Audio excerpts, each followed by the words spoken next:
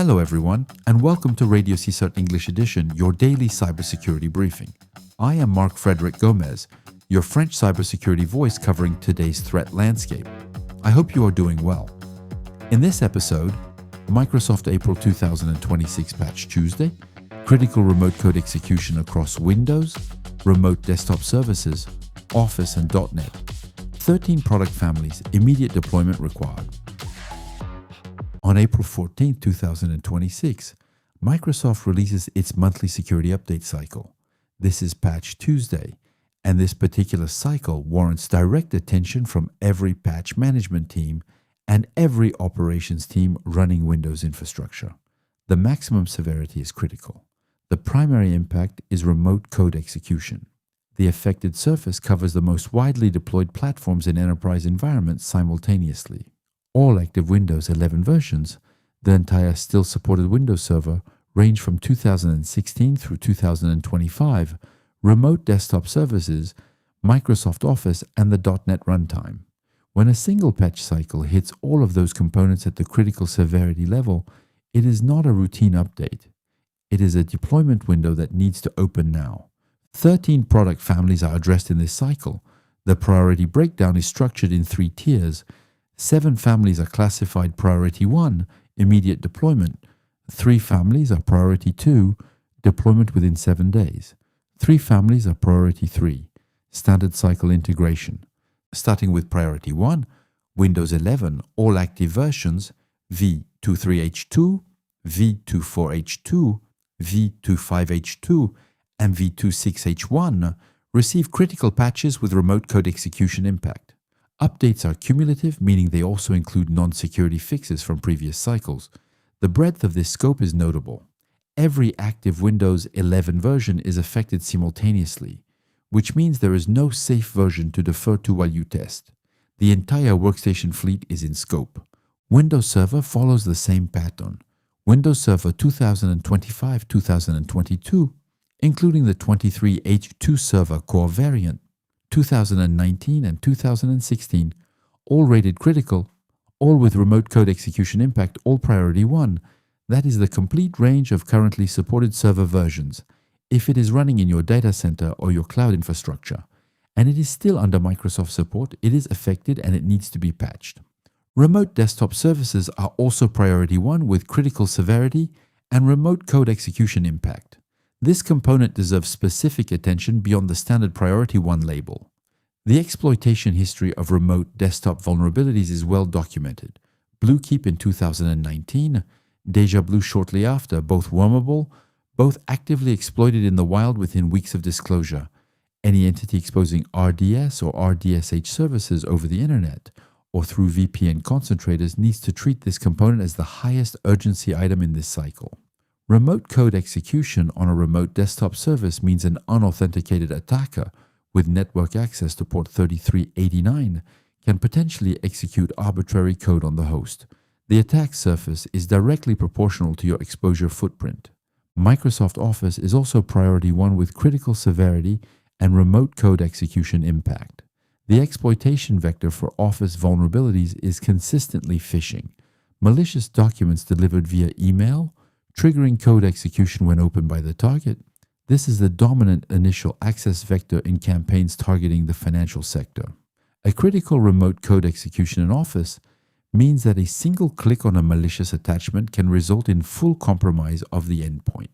Patch management cycles for Office need to align with the workstation deployment timeline, not the server timeline. The .NET and .NET Framework entry in this cycle is rated critical with a denial of service impact. This is worth pausing on, because the combination of critical severity and denial of service rather than remote code execution is sometimes treated as lower urgency. It should not be. A denial of service vulnerability rated critical on .NET means that an attacker can crash or render unavailable any application or web service running on these runtimes without needing to execute code. For environments where business applications, APIs, or web services are built on .NET, which is most enterprise environments, this represents a direct availability risk that can be triggered remotely. Moving to Priority 2, deployment within 7 days. Microsoft SQL Server receives important severity with remote code execution impact. The important label should not create false comfort when the impact is remote code execution. SQL Server instances, even partially exposed, are high-value targets for threat actors seeking data exfiltration or lateral movement within a network. Any SQL Server reachable from a compromised workstation is a potential pivot point. Microsoft SharePoint in this cycle is rated important with spoofing impact. Spoofing vulnerabilities on SharePoint can enable identity impersonation or request forgery within shared authentication context, relevant in environments where SharePoint is used for internal document management or integrated with Active Directory authentication flows. The impact is less acute than remote code execution, but the authentication dimension makes it meaningful in environments with complex trust relationships. Microsoft Azure components receive important severity with elevation of privilege impact. The specific affected components will be detailed in the individual CVE bulletins published on April 14th. For teams managing Azure workloads, the immediate action is to cross-reference the published CVE list against your cloud inventory to identify which services and configurations fall within the affected scope. Priority 3 covers Visual Studio with information disclosure impact, Dynamics 365 with information disclosure impact, and System Center with elevation of privilege impact, all rated important. These integrate into the standard patch management cycle without urgency constraints. On deployment mechanics, Windows 11 and Windows Server updates in this cycle are cumulative. They do not need to be stacked on top of previous updates. They include all prior security and non-security fixes. Environments using WSUS SCCM, Intune, or Windows Update for Business should validate package availability before triggering deployment pipelines. The individual CVEs, CVSS scores, and full technical exploitation details will be available on the Microsoft Security Response Center from April 14th. At the time of this episode, the advanced notification has been released, but the detailed CVE level disclosure has not yet occurred. A supplementary analysis will follow once individual CVE scores are published. The operational takeaway for this cycle is straightforward. The combination of critical remote code execution across the full Windows Server range, remote desktop services, and Office in a single cycle creates an unusually broad attack surface that will be actively targeted by threat actors within days of publication. The historical pattern is consistent. Within 48 to 72 hours of a Patch Tuesday release, proof of concept code for the most critical vulnerabilities begins circulating in underground forums. Within 1 to 2 weeks, exploitation attempts appear in the wild. Patch management teams that operate on a 30-day cycle are operating with a meaningful exposure window.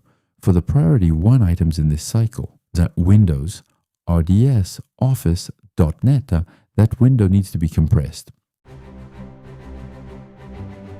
And that's it. This episode ends. I hope it will provide you with clear and useful information.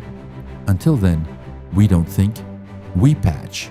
If you are a new listener, feel free to subscribe to the RadioCSIRT podcast. We are available in both English, Italian, Spanish, and French on Apple Podcasts, Amazon Music, YouTube, Deezer, and Spotify. All open source intelligence links used in this episode are available on RadioCSIRT.com. See you soon for a new episode. Take care. Goodbye.